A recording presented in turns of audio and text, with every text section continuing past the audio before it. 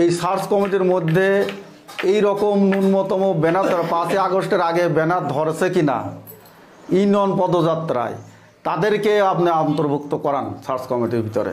আর অন্য আন্দোলন সংগ্রাম কথা আমি বাদই দিলাম, ন্যূনতম ইউনিয়ন পদযাত্রায় যারা অংশগ্রহণ করেছে তাদেরকে দিলেও আমরা সন্তুষ্ট থাকব, তারাই কমিটি করুক, সমস্যা নাই।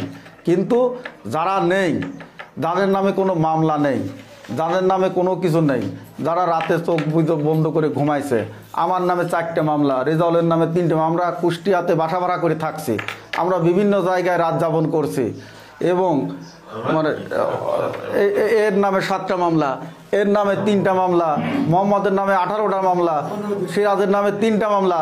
আমরা বিগত যে সমস্ত মামলা খেয়েছি, এই যে 28 তারিখের মহাসমাবেশের ছবি আমরা একটা পোস্ট করেছি, এটা আমাদের ইউনিয়ন পদযাত্রার, এটা ইউনিয়ন পদযাত্রা, আমরা প্রত্যেকটা গ্রামগঞ্জে আমরা ইউনিয়ন পদযাত্রা করেছি। সেখানে যারা এই সার্চ কমিটির সদস্য হয়েছে ন্যূনতম, আমার প্রশ্ন সেখানেই, আপাতত ন্যূনতম একটা ইউনিয়ন পদযাত্রা ছবি আপনারা দেখান, আমরা পদত্যাগ করব, পদত্যাগ করে আপনি ইউনিয়ন কমিটি করবেন, যদি না পারেন তাহলে আপনারা পদত্যাগ করেন। এই হচ্ছে আমাদের মূল বক্তব্য।